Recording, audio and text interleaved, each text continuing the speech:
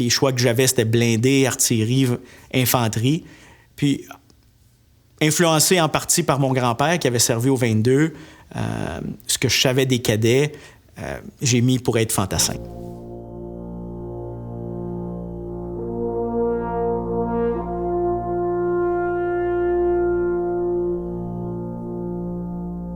On avait 900 $ pour travailler à Bruxelles. Puis là, le gouvernement canadien a eu le malheur de dire qu'il nous donnerait 1,5 $ par jour, nourri et habillé. J'ai même pas été chercher mon dernier chèque.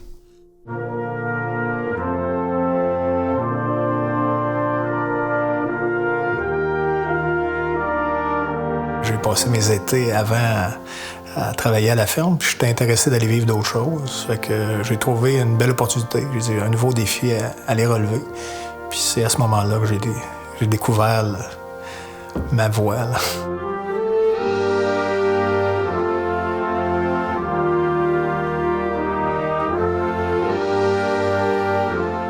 Je pense que c'était plus d'essayer quelque chose de nouveau. Fait que vers l'âge de 17 ans, là, mon père m'a conduit jusqu'au centre de recrutement. Il dit « Essaye ça ».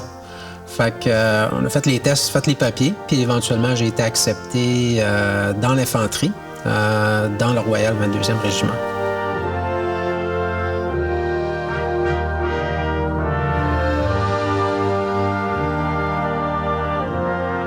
Le soir, on écoutait ça, enrôlez-vous pour l'armée canadienne pour la guerre de Corée. On s'est dit, ça ne doit pas être pire que dans le bois. Parce que nous autres ici, là, c'est dur, c'est difficile ce qu'on fait là. Ben, je sens que l'armée, ça ne doit pas être si dur que ça. Au moment où je t'écris, un grand bombardement vient de commencer. Notre dugout est secoué de fond en comble. Si cette lettre te parvient, c'est que rien de fâcheux ne me sera arrivé. Je t'embrasse avec toute la tendresse dont je t'ai si longtemps privé. Presse les enfants sur ton cœur pour moi. Ton homme qui vivra pour te rendre heureuse ou qui mourra avec ton estime. Premier bataillon, en place, là! Oh! Gardez-vous! Officier, avant! Poste!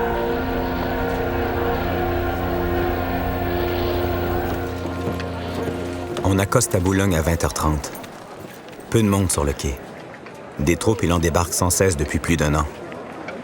Quelques agents de police et des débardeurs semblent plutôt indifférents devant un spectacle dont ils sont blasés. Mais tout à coup, ils dressent l'oreille.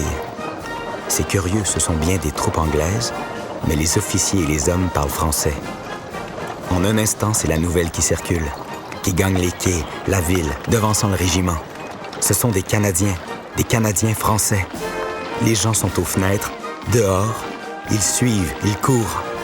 Le 22e fait sensation. Lorsque la Première Guerre mondiale a été déclarée, on a eu un paquet de Canadiens, de Canadiens français qui voulaient s'enrôler, mais ils étaient envoyés dans les unités anglophones.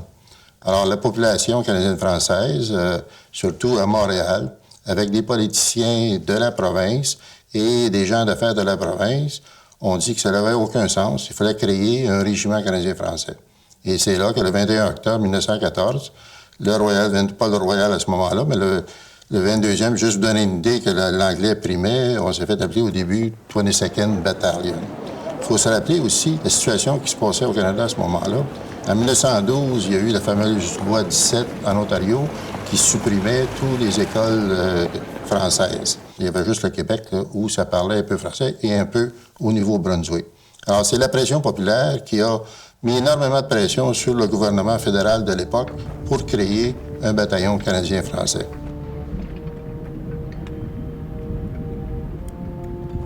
« 15 septembre 1916. Le bataillon est dans les tranchées. Des instructions sont données aux hommes de se préparer à l'attaque. Nous comprenons très bien que nous allons à la boucherie. La tâche paraît presque impossible avec si peu de préparation, dans un pays que nous ne connaissons pas du tout. Cependant, le moral est extraordinaire. Et nous sommes déterminés à prouver que les Canadiens ne sont pas des slackers. Je parle aux compagnies qui font leurs derniers préparatifs les unes après les autres. Je les avertis que la soupe va nous être servie très chaude dans quelques heures. Nous allons à l'assaut d'un village qui s'appelle Courcelette. Ce village, nous allons le prendre. Et quand nous l'aurons pris, nous allons le garder jusqu'au dernier homme.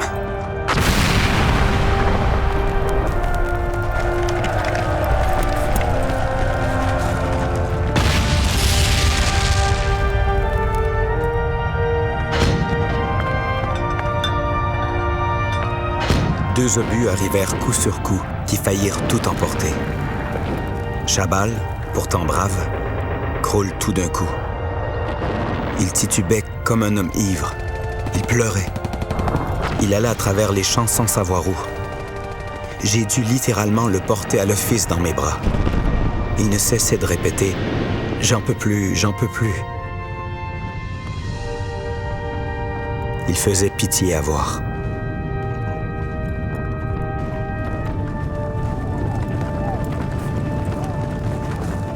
C'est une joie de se retrouver encore vivant, mais par contre, c'est aussi un chagrin de constater qu'il manque autant de nos confrères. Sur 20 officiers qui sont partis pour la bataille, 3 seulement se serrent la main et remercient le bon Dieu de les avoir gardés vivants. Il ne reste au bataillon que 300 hommes sur les 900 qui sont entrés dans cet enfer de 5 jours. La bataille fut très rude. S'il reste 100 des vieux de Saint-Jean, c'est beau. Et dire que lorsque nous sommes traversés en France, nous étions près de 1200. Comme ça tombe.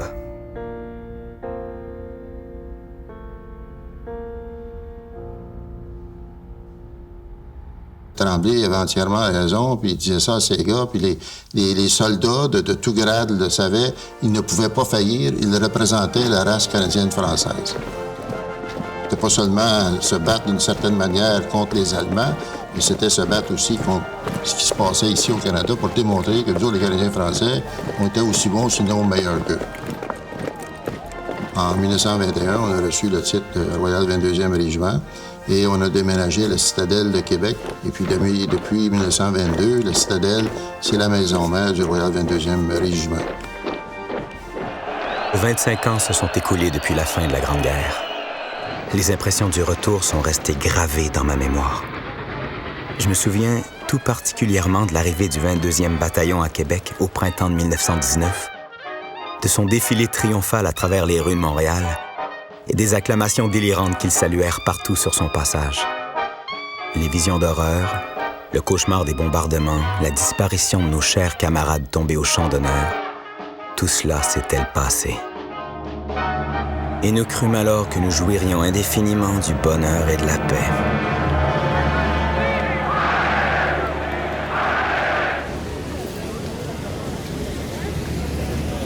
Nous sommes allés en Écosse pour avoir de l'instruction sur les débarquements, sur l'utilisation des barges de débarquement, les techniques et tout ce que vous voulez. Ils ont fait une annonce pour être opérateur de radio. Tu sais, moi, je voulais avoir ça. Tu sais, qu'est-ce que c'est qui arriverait, tout ça. Puis là, on m'a envoyé à l'école, ce qu'on appelait Royal Canadian Signal Corps. Et puis, j'ai bien aimé ça. Là, j'ai appris comment opérer un 18, qui était un petit radio, à transmettre et receive. De là, nous sommes partis de Glasgow. Un convoi secret, il va sans dire. Je pense que nous sommes allés direction ouest pendant un bout de temps pour tromper les espions et tout ce que vous voulez. Et puis de là, éventuellement, nous sommes allés en Sicile. Notre landing en Sicile, ça a bien été, tu sais, une couple de blessures, mais on n'a pas perdu d'âme.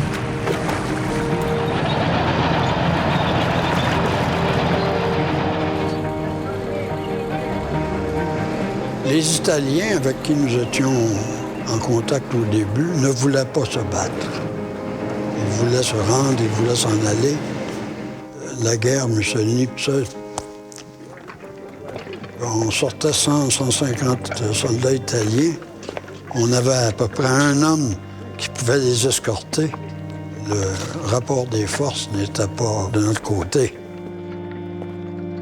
Alors là, nous avons continué, nous avons frappé les Allemands, puis là, c'est devenu, disons, plus flamboyant.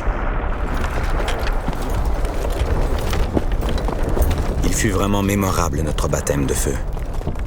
D'après les vieux du Royal 22e Régiment, ce fut le plus violent qu'ils avaient eu à essuyer depuis le débarquement en Italie. C'est là où j'ai pris connaissance que c'était vraiment au front. Et puis, un ami, capitaine Bouchard, là, il avait ordonné un ordre assez sévère. Il voulait défaire ça, ces petits nids de mitraillettes là, qu'il y avait là, vite, tu sais. Qui a coûté assez cher. Mais seulement qu'on a eu là, plus qu'un baptême de feu. Là. On a eu un baptême de feu avec la perte, beaucoup. Lui-même a resté là, a laissé sa peau là. Mais seulement, il a gagné ce qu'il voulait avoir. Le colonel Bernatchez convoque tous les officiers pour la première fois depuis l'invasion. Il fait le point. Les Allemands ont concentré leurs forces. Il ne faut pas compter sur des renforts. D'autres régiments vont attaquer la rivière Moreau. Notre brigade doit ensuite couper la voie de communication Ortona-Orsagna-Rome. Au loin, des canons de gros calibre tapent sur la tête des ennemis. Après la messe, le colonel Bernatchez nous parle des batailles antérieures et de la chance que nous avons de participer à des combats qui feraient pâlir d'envie les héros d'antan.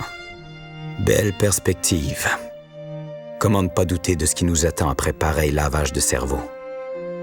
Les deux autres régiments de la brigade se sont battus depuis 2 jours, et chacun de son côté a presque atteint la route. Ils s'agrippent là où ils sont. Ils ont perdu beaucoup d'hommes. Demain matin, notre régiment doit les dépasser. Les 2 compagnies d'attaque sont la C du capitaine Triquet et la D, la nôtre. Au-delà du point de rendez-vous, la C empruntera un petit pont pour remonter la droite du ravin, couper la route et s'emparer de la Casa Berardi.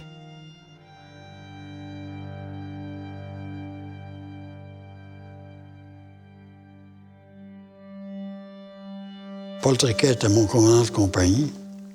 Lui était parti, alors c'est moi qui commandais la compagnie pendant une vingtaine d'heures. Et j'ai commencé à déménager la compagnie jusqu'à un endroit qui était notre lieu de rassemblement avant une attaque. Puis vers 4-5 heures du matin, on a commencé à entendre des Allemands parler. Il y a des Allemands juste au bord du canal. Alors là, la bataille a commencé. Ça, c'est une bataille, une mêlée, face à face, et puis toute l'affaire. Alors moi, dans mon cas, j'avais le peloton de gauche avant. Et comme nous arrivions au coin de la maison, il y a un beau char d'assaut allemand qui a reculé, qui avait un beau canon qui tournait dans notre sens. Alors là, le plaisir a commencé. Et puis, on a eu une bonne petite bataille. Et là, il y a un mal élevé qui m'a tiré une balle dans l'épaule. Que voulez-vous? Il nous pompait pas mal. C'était assez dispendieux pour le 22. La compagnie C avance droit devant sur le petit pont traversant le ravin, escortée de ses tanks. Le tir ennemi tombe derrière nous, et quand les Jerrys s'élancent sur nous, notre bombardement les cloue au sol. En quelques secondes, c'est la pagaille générale. Les Allemands sont en déroute, à quelques verges de nous. Ce n'est plus que hurlements d'ordre et de contre-ordre, autant du côté des Boches que du nôtre. Le capitaine Garceau nous demande un dernier effort, celui de traverser le ravin afin de porter secours au capitaine Triquet de la compagnie C, qui était rendu à la Casa Berardi. Il est aux prises avec tout ce qui est allemand dans son secteur, et nous devons donner le coup de la mort, au vrai sens du mot. Mais là, moi, en m'en allant là, j'ai perdu mon sending part. Moi, c'était un coup de mitraillette qui est rentré dans le dessus de mon radio. C'est pour ça que j'avais du receiving. Le gars disait « Parle, donne-nous quelque chose ». Mais je ne sais pas comment je répondais, ça n'arrivait à rien. Puis, naturellement, je savais que c'était défoncé. C'est là que j'ai été chercher le radio de l'autre. Le gars était fini, mort, bien entendu, coupé en morceaux. Là, j'ai pris son radio, et puis c'est là où c'est qu'on m'a aimé bien gros. J'ai patché le receiving avec le sending end de mon unité. Puis tu sais, là, tu n'étais pas là avec un kit d'outils, tu sais, un voltmeter, puis ici, puis ça. La seule chose que j'avais, c'était la cuillère et puis mon couteau. Avec ma mestine, c'était les deux seuls outils que j'avais. La balance, je n'en avais pas. Fait que, c'est un petit peu de coco. C'est tout. Le capitaine a pu demander à notre artillerie de bombarder le ravin des deux côtés.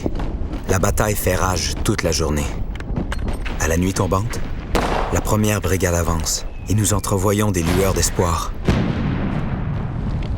Décrire la joie des survivants de la compagnie C lorsqu'ils nous virent arriver est impossible.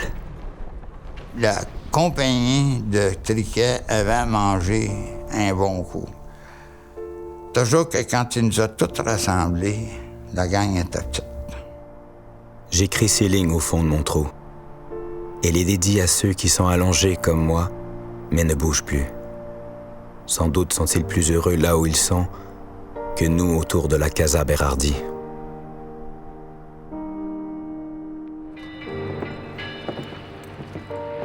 Je descends à la gare de Lévis. Ma famille m'attend.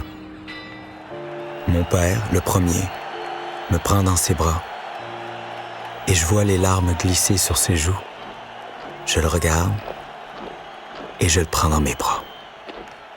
C'était la première fois que nous nous embrassions.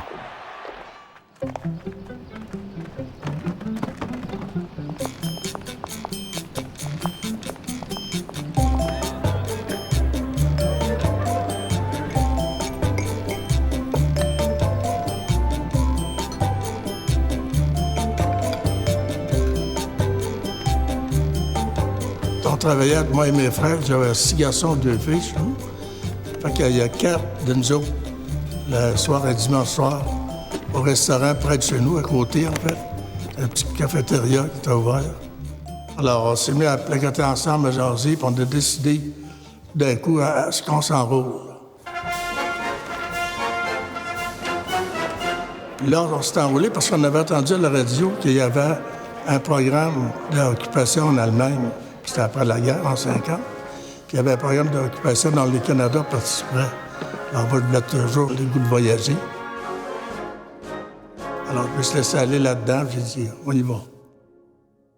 Quand la guerre a commencé, bien, ils ont formé les Nations Unies, ils venaient d'être formés, en 1948, quoi. Et puis, ils ont décidé d'envoyer les Américains plus 15 unités de 15 pays différents, dont le Canada. C'est vraiment une espèce de guerre fantôme. Face à face, vous avez des armées communistes qui, en dépit des bombardements, ont réussi à faire monter des renforts jusqu'en première ligne, et l'armée des Nations Unies, plus puissante en ce moment, mieux équipée et plus agressive que jamais. Depuis 2 semaines, durant les discussions, les arrêts interminables de la conférence de Kaesong, ces centaines de milliers d'hommes, vis-à-vis les uns des autres, se contentent littéralement de jouer à cache-cache. Au nord du 38e parallèle, dans les montagnes qui se succèdent à l'infini, monotones comme les vagues de la mer, il se livre une espèce de lutte sauvage et sournoise. Ici René Lévesque de Radio-Canada, en Corée. On a pris le bateau, là. 12 jours et demi sur le Pacifique. C'est pas drôle. On était 6000 hommes sur le bateau. On se mettait en ligne pour déjeuner. Après déjeuner, on se mettait en ligne pour dîner. C'était pas drôle. Au moment où nous sommes en mer, le front est en train de lâcher en Corée. Courageusement, nos troupes réussissent à tenir une ligne de défense. La guerre en est rendue là lorsque nous débarquons à Pusan le 4 mai 1951. On est arrivé à Busan, la ville était complètement détruite, là. Complètement. Pusan évoque l'image d'un immense bazar. Des millions de civils y fourmillent, surtout des réfugiés. La rue principale présente l'image de la désolation. Des enfants par milliers passent et repassent entre nos camions. Ils s'accrochent aux véhicules de toutes les façons possibles et les soldats américains les chassent à coups de fouet. Des femmes, traînant les plus jeunes, relèvent un petit blouson pour exposer leur poitrine aux soldats qui, grossièrement, se paient un spectacle et leur lancent des cigarettes et des tablettes de chocolat qu'elles ramassent entre les roues des camions au risque de leur vie. Quel triste pays. À Séoul, on a pris transport des camions pour monter sur la ligne de feu. C'était une ligne défensive, là, parce que le 38e parallèle, ça allait arrêter là. En arrivant pour me rapporter au caporal qui était en charge, il m'a montré le trou où j'étais pour rester. La première chose qui m'est arrivée, c'est que la lance-caporal qui était en charge de nous autres, que je devais aller rester avec lui dans cet abri-là, il est arrivé une bombe, un direct hit qui n'était pas une bombe qui s'en va comme ça, qui s'en va direct. Il est arrivé un direct hit juste en avant de nous autres, sa montagne. Alors, je pense que les Chinois avaient vu du mouvement, possiblement, parce qu'ils n'étaient pas tellement loin de nous autres. Alors, ils ont frappé un coup. Puis lui, il est sorti, puis il est parti en courant comme un fou. Il était chez le choc. Il était réellement complètement perdu. Alors, c'était ma première expérience. Un an, c'est long, un an d'étranger. Il y a beaucoup de vermines de toutes sortes, là. On vit là-dedans, on n'a pas le choix, c'est ça. Donc, on est dans notre petit trou le soir. Pas le droit de sleeping bag. Pas rien, on avait le droit à 3 couvertures. L'hiver, c'est froid. L'hiver en Corée aussi. L'hiver, il y a de la neige. Et puis, on se réchauffait avec des canettes de gaz qu'on s'organisait avec un petit hose qu'on rentrait dans notre dugout, dans une boîte de munitions en métal. On mettait la hose là. Puis là, on l'ouvrait un petit peu. Puis on mettait le feu dans le gaz. Puis ça partait.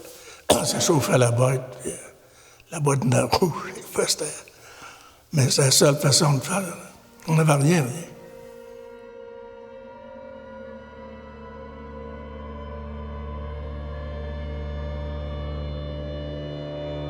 Je reviens à la fameuse attaque du 355.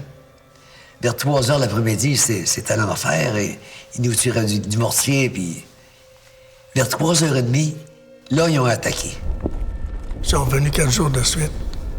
Ils voulaient briser la ligne, hein, parce qu'on avait la ligne des Nations Unies. On était tous alignés ensemble, de l'Est à l'Ouest. Mais la compagnie D, c'est elle qui a mangé la claque.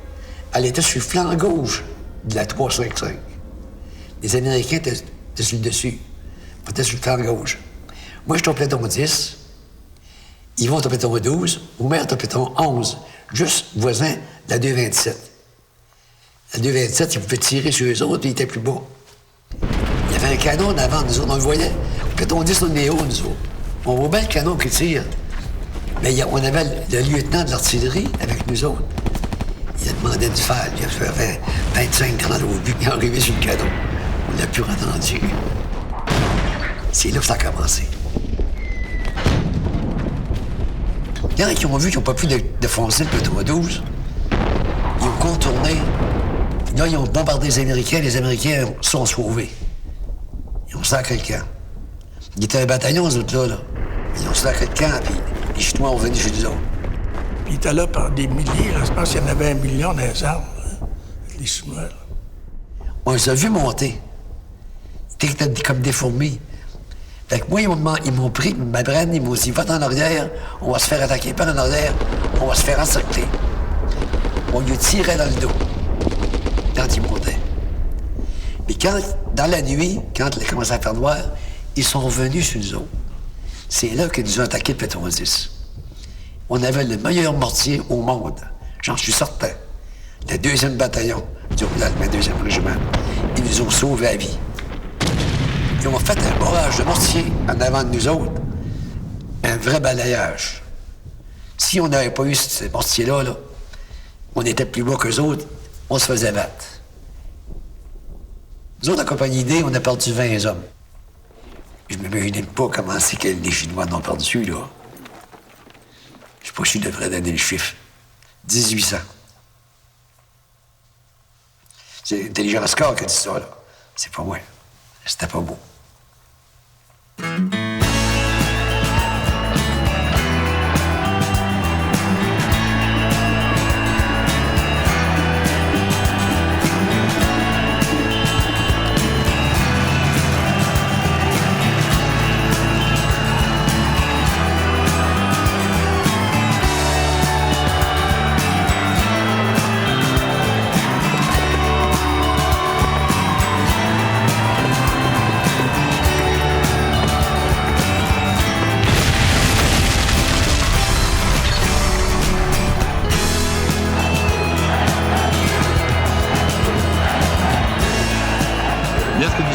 groupe de personnalités québécoises recommande au gouvernement provincial de rejeter les pressions extérieures et de céder aux exigences du FLQ. Jeudi soir, 3000 personnes se réunissent au centre Paul Sauvé, réclamant à peu près les mêmes choses. L'atmosphère est extrêmement tendue et les orateurs lancent un appel au calme. Dès jeudi après-midi, le gouvernement du Québec avait fait appel à l'armée pour protéger les édifices publics.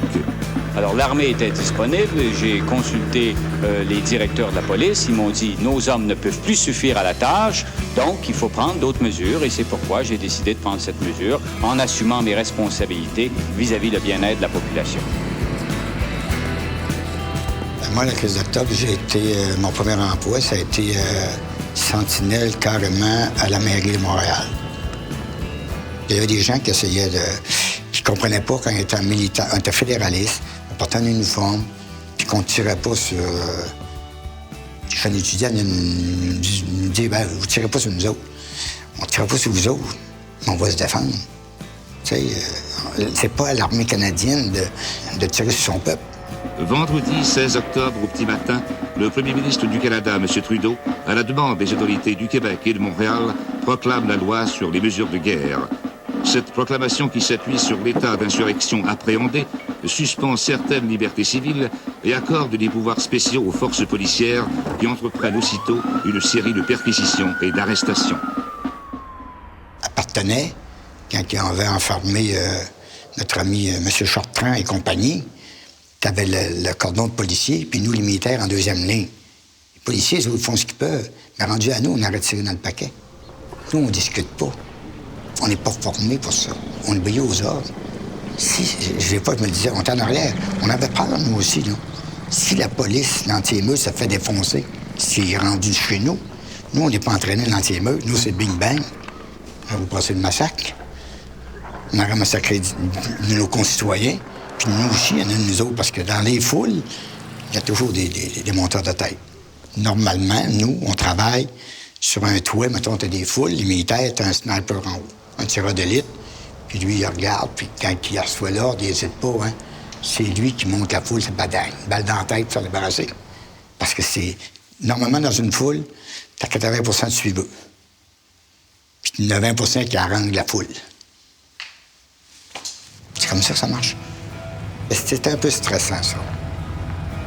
C'est sûr que les Québécois sont vraiment en rogne contre Pierre-Éliott Trudeau, avec les mesures de guerre. On a arrêté des innocents sans mandat, c'est vrai, tout ça. Mais je crois qu'à un moment donné, la démocratie, ça a une limite, là. Le pouvoir civil a perdu le contrôle, là. C'est la loi de mesures de guerre. C'est nous qui faisaient faire respecter la loi. Alors, si on avait eu des tentatives d'invasion de l'hôtel de ville, ou chez Mme Lorrain, elle était vraiment obsédée par ça. Elle avait une crainte. Quand on ouvrait la porte, ça prenait un gars à genoux, garde prêt à tirer. Un militaire qui ouvrait la porte, elle était en arrière. Elle était vraiment terrorisée. Quand on cherchait les frères Rose, on cherchait James Cross, on s'est ramassé des cordons, le monde ne comprenait plus rien, là. Pour l'armée là, étoile avec nos véhicules. On n'est pas habitué à ça dans notre pays. C'est sûr, ça a traumatisé les Québécois à ce moment-là. Là. Ils n'auraient rien pensé de voir ça dans un pays dit démocratique et libre. C'était plus ça, là. C'était une mesure de guerre. C'était un pays comme la Syrie. La seule chose que nous, on n'a pas tiré dans le paquet, là. C'était pas con non plus, là. Le gouvernement, malgré tout, malgré qu'on parle de Trudeau, on dira ce qu'on voudra, hein, il a fait ça pour stabiliser l'affaire. Parce que les politiciens n'ont pas pu rien faire. T'sais, Pierre Laporte, il a supplié, Bourassa l'a fait libérer, puis il n'y a pas de quoi, mais il n'y avait pas de condition à ça, là. C'est pas de l'argent qu'ils voulaient, eux autres, l'indépendance du Québec, d'une façon brutale, violente. Il ne faut pas accepter ça chez nous. Il y avait une tension. Il y a des gens qui nous appuyaient un peu, mais la majorité des plus jeunes du temps, qui étaient des gens de notre âge, des gens de mon âge aujourd'hui, non, ils nous voyaient en uniforme, francophone. Toi, de là, pour eux, ça ne rentrait pas dans la tête, là. Parce que c'était un peu avant le Parti québécois, ça. Fait que les gens, ils ne comprenaient pas qu'un francophone porte un uniforme fédéral.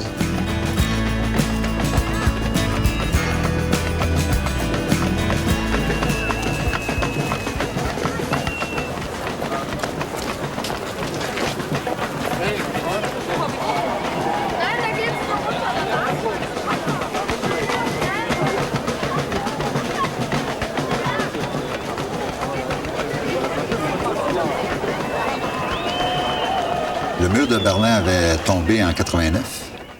Et puis, on s'attendait à ce que quelque chose se passe. Et puis, justement, quand l'Union soviétique est tombée, nous, on était en exercice, en manœuvre, dans le camp de Hohenfels que je vous parlais, puis on était tout proche de la frontière. Puis là, il y avait plusieurs unités et formations de l'OTAN qui étaient en manœuvre. Et puis, il y a eu une certaine nervosité à savoir comment est-ce que les pays du parc de l'Union soviétique étaient pour réagir à la chute de l'Union soviétique.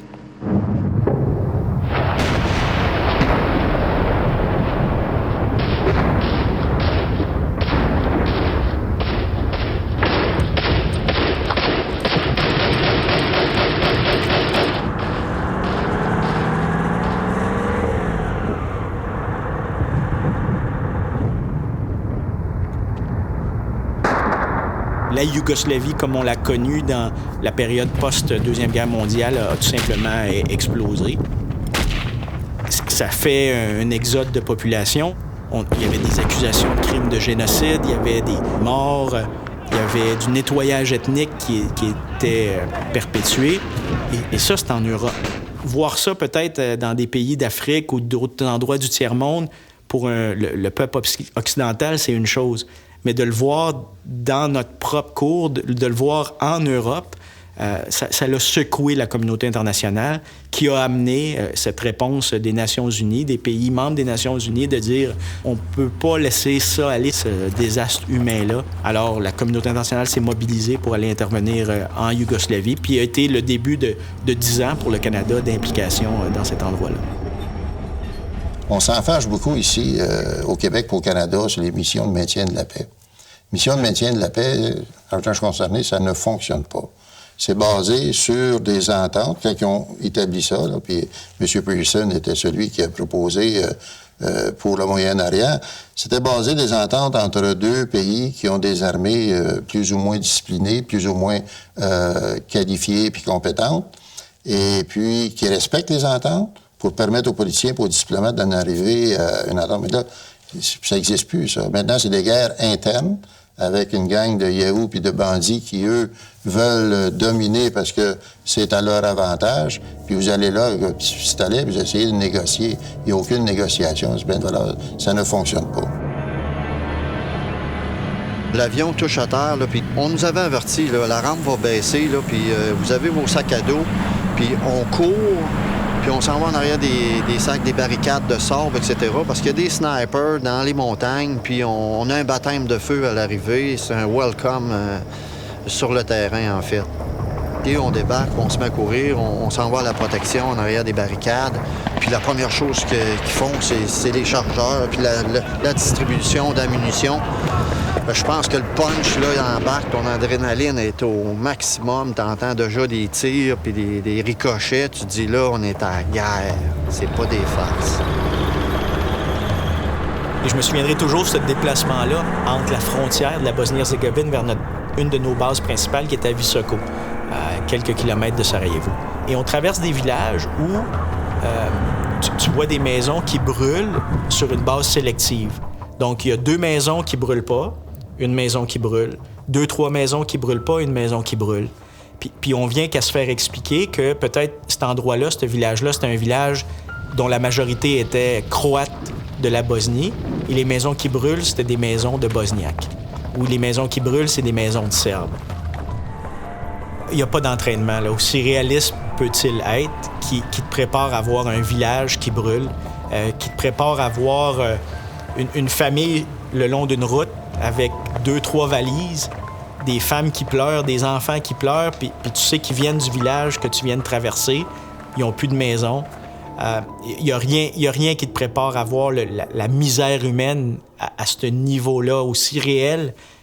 Et tu sais que tu débutes une mission dans laquelle ton peloton, ton équipe va devoir être impliquée là, pour essayer d'arrêter cette misère-là. J'oublierai pas, il y avait un commandant de brigade dans le secteur où j'étais déployé qui, à l'époque, avait fait partie d'une équipe olympique yougoslave, et puis un athlète de haut niveau.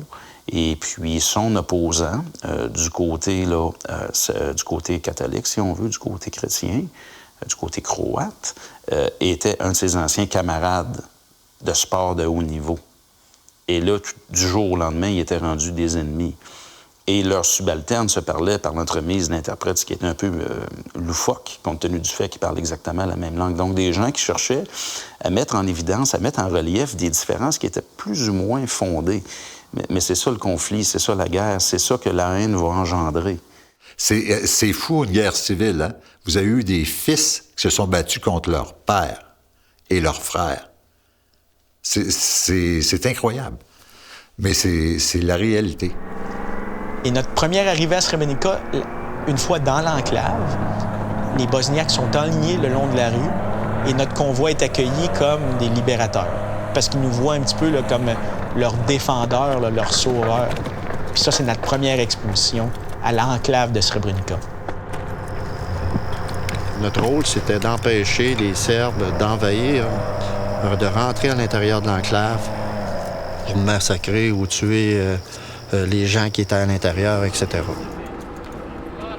Le village de Srebrenica, c'est un village pittoresque bosniaque dans une vallée verdoyante, 5-6 000 habitants, avec une infrastructure qui fonctionne, ainsi de suite. Puis quand la guerre éclate dans les Balkans, les Serbes se battent contre les Bosniaques prennent refuge dans cette vallée. Donc, au sein du village de Srebrenica, la population explose. Au sein des campagnes aussi, un petit peu autour, la population explose, elle grossit. Puis le monde couche 2-3 familles par appartement, pas d'électricité. On voit que les forêts commencent à être coupées, tout le monde coupe les arbres pour se chauffer. Et nous, notre quotidien est d'assurer la rentrée d'aide humanitaire, d'assurer la sécurité lorsqu'il y a de l'aide humanitaire qui vient par parachute. On a été témoins d'accidents dans lesquels la population qui essaie de prendre possession de ça est écrasée par ces trucs-là. Donc, une autre partie des responsabilités, c'est d'aller sécuriser ça et d'agir un petit peu là, comme la protection pour eux-mêmes. Mais il faut les comprendre, là, ils n'ont pas d'eau, ils n'ont pas de nourriture, puis ils sont laissés à eux-mêmes à part ce que nous, on peut sécuriser puis rentrer. Très tôt au début du conflit, où c'était vraiment une mission des Nations unies, on avait essentiellement très peu de liberté dans les règles d'engagement, dans ce qu'on pouvait faire, puis très frustrant comme mission. C'était, même si on appelait ça une mission des Nations unies, c'était la guerre ouverte. Ça tirait à tous les jours. Il n'y a pas de véhicule qui n'avait pas de trou de balle. Il y a des gens qui étaient blessés. On a eu un mort sur notre mission, 22 qui est mort par un engagement direct sur son véhicule. Donc, c'était très... Il y avait énormément d'action, puis je vous dirais qu'on avait presque les mains attachées dans le dos pour mettre en marche le mandat qui nous avait été donné. On était supposé d'être remplacés, puis ça a pris du temps avant que, politiquement, ils choisissent quel pays qui était pour nous remplacer dans l'enclave, OK? Mais nous, on attendait ça. Puis eux, dans l'enclave, eux autres ne voulaient pas qu'on quitte parce qu'on avait fait une bonne job, là, OK? Le 2e bataillon auparavant, puis nous autres, puis ils savaient qu'ils se sentaient en sécurité avec nous autres. Puis eux autres, ils nous avaient dit, si vous en allez, c'est certain qu'ils vont prendre l'enclave, puis on va tous mourir, nous autres. C'est certain.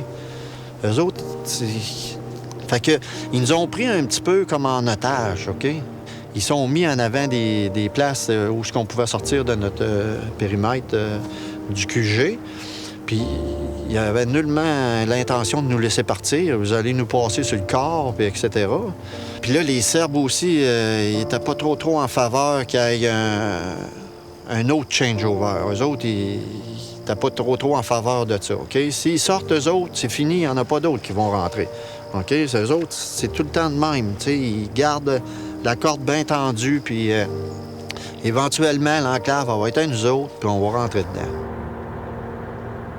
L'heure H est arrivée, hein? Il faut sortir. On forme les convois, puis on décide. Tranquillement, on ouvre les gates, puis je disais à mes premiers chauffeurs, on pousse, puis le monde, ils sont sur le bord des véhicules, mais on s'en va tranquillement. J'ai dit, là, il n'y a pas d'histoire de clenchage, là, on tue tout le monde ici. On y va, puis on en regarde en avant. Point à la ligne. C'est en avant qu'il faut regarder, il ne faut pas regarder en arrière.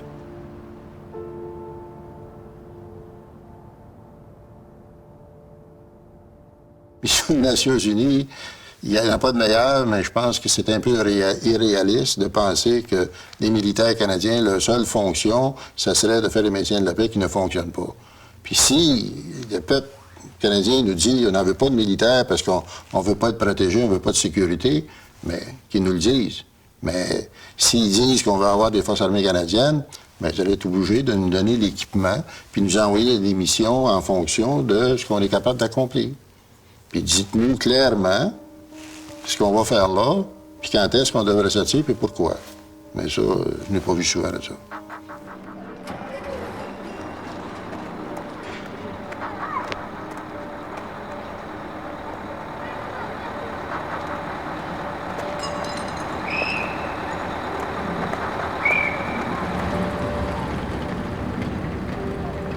Je pense que ça s'est fait au mois de juillet 95. Nous, on avait sorti en mars, quasiment un an, jour pour jour.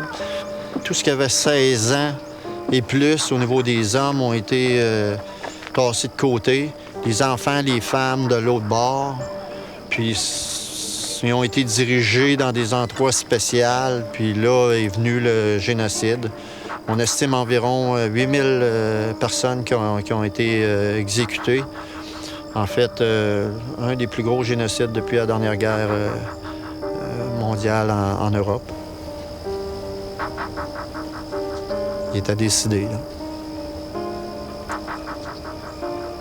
C'est sûr que c'est difficile à accepter, OK? C'est difficile à accepter, puis on avait travaillé fort pour ça, puis on avait le sentiment d'avoir réalisé quelque chose. Alors, quand ça arrive, des choses de même, on se dit, on a quasiment passé proche, nous autres, de laisser notre peau pour sauver la vie de ces gens-là. Puis par la suite, ils glissent entre les mains, puis ils sont tous exécutés, ils sont tous tués. C'est des choses qui sont difficiles à accepter, mais la vie continue. C'est pas des choses que j'essaie de comprendre, parce que c'est pas comprenable.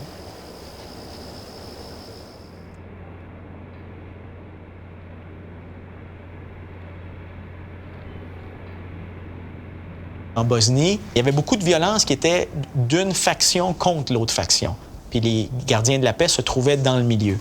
En Afghanistan, cette violence-là est perpétuée contre nous. Nous sommes vraiment en guerre, en conflit, en hostilité contre les insurgés.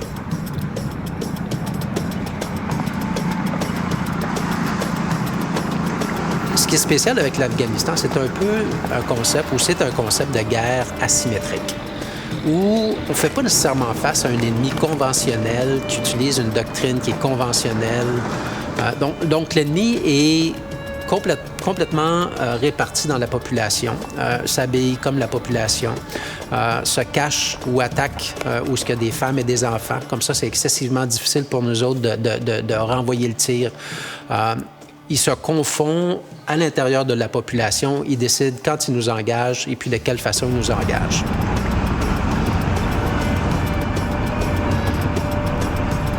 Je dirais que c'était très dangereux comme environnement. Pendant la mission du groupement tactique, j'ai perdu 12 soldats. 2 sont décédés, c'était un accident de la route où le véhicule a tourné sur lui-même, mais les 10 autres, c'était tous des pertes liées directement à l'action de l'ennemi. Hey, c'est Rock Captain! Je viens avec les chasseurs, je vais lancer l'M72 dessus. Hey, on n'a pas de protection à l'arrière!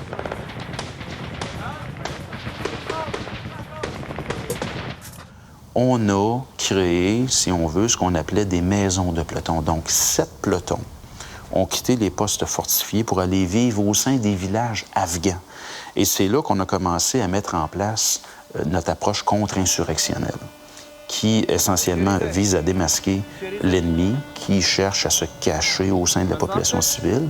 Et le meilleur moyen de le démasquer, évidemment, c'est d'être en contact intime et très étroit avec la population civile. Très difficile à faire. Le défi des soldats de Valcartier, c'est de dire qu'à tous les jours, qu'à tous les soirs, on doit sortir, on doit s'exposer à cette menace-là d'engins explosifs improvisés. On doit s'exposer à un tir de roquettes, à un tir d'armes légères, mais on le fait parce qu'on doit être vu par la population. On le fait parce qu'on veut garder l'insurgé sur un qui-vive, qui ne sait pas toujours là, où on va être, à quel moment on va être dans un secteur ou non, puis de rendre sa tâche à lui de poser des engins explosifs, d'intimider la population, de rendre sa tâche à lui difficile. À partir du moment où on a fait du bien, on a aidé un jeune, on a sauvé un jeune qui a pilé sur un ID avec nos médecins, avec nos médicaux, qu'on a sauvé la vie d'un jeune, ces parents-là sont redevables, ils se sentent l'obligation de venir nous aider, puis ils viennent nous dire des choses. Toujours de nuit, toujours à un moment où ils ne seront pas vus, mais ils nous donnent l'information. Faites attention, il y a une bombe qui est déposée à tel endroit. OK, merci beaucoup, on l'apprécie. Le lendemain, on arrive là, puis il y a une bombe qui avait été mise là. Donc, il se crée des liens de confiance. Ce qui va faire la différence, je suis convaincu que c'est ça. C'est les gens qui sont de notre bord, il faut s'assurer de les garder de notre bord. Il faut faire très attention à ce qu'on dit et ce qu'on fait.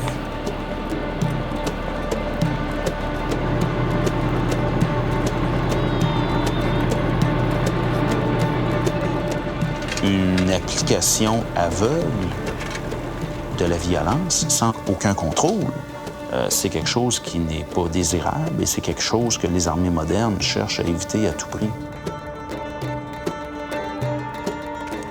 Il n'y a pas aucune solution magique, potion magique pour réussir à enlever la guerre. Il n'y en a pas. C'est du temps. Faut rendre, c'est la confiance. Puis souvent, il faut changer de génération. Malheureusement, les gens ont des frustrations. Quelqu'un qui s'est fait tuer son enfant, son frère, son épouse, reste avec des frustrations énormes.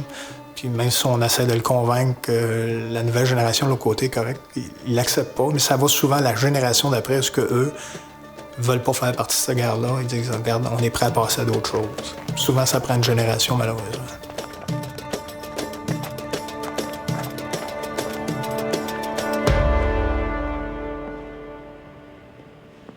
Aujourd'hui, il faut prendre le temps d'écouter nos hommes, il faut prendre le temps. On peut pas juste dire tourner à droite. Le soldat d'aujourd'hui veut savoir pourquoi il tourne à droite. Puis c'est correct. Je m'attends pas que si je dis un soldat fonce vers là-bas puis il sait qu'il va mourir, il doit comprendre pourquoi. Et il doit savoir qu'il y a un plus-value à aller là-bas. Est-ce qu'il y a des chances? Peut-être. Peut-être des chances en passant sur cette route-là de mourir, mais on a une mission, puis si on y va pas, on risque d'avoir des centaines de morts d'un autre côté. Donc, il faut réussir à faire comprendre. Tu sais, c'est la loi du oui sergent, oui adjudant est dépassée. Il faut que le soldat veut comprendre, puis c'est correct. Ce qui va éviter des ordres illicites. C'était une époque où des ordres illicites, il y en avait, des gens qui ont fait des choses qui ont regretté toute leur vie. Maintenant, le soldat le ferait plus. Puis c'est correct. Fait qu'aujourd'hui, ça l'oblige d'avoir un commandement et un leadership très solide. C'est certain que les générations se suivent, elles ne sont pas toutes pareilles. Mais il y a une chose qui est cependant demeurée, c'est le courage de nos jeunes hommes et de nos jeunes filles. Donc, j'ai vu ces jeunes-là œuvrer pendant l'été 2009 et je dois dire que j'ai été là, ébloui, j'ai été énormément impressionné par tout le courage dont ils ont fait preuve, dans la menace, dans l'adversité, le danger qui était omniprésent. Malheureusement, on a perdu plusieurs de nos camarades. Donc, malgré tout ça, des jeunes qui, le matin, repartaient en patrouille, des jeunes qui embarquaient à nouveau dans leur véhicule blindé et qui allaient faire leur mission, malgré le danger extrême auquel on faisait face. Si on pouvait remonter dans le temps et demander aux gens qui ont joint le Royal 22e en 1914, « Hey, regardez ce qu'on est rendu 100 ans plus tard », je suis convaincu qu'ils seraient en mesure d'apprécier tout le courage qui anime encore ces jeunes hommes et ces jeunes femmes-là.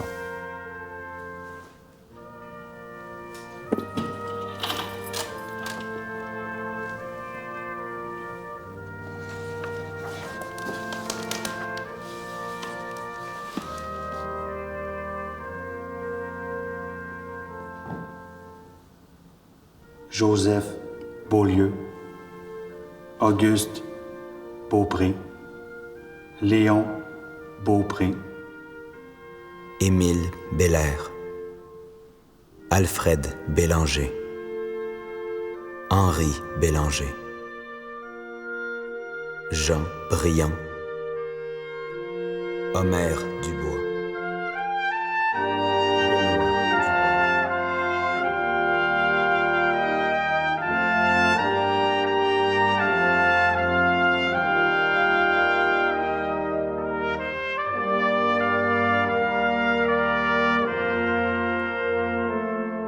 Nous formons la parade.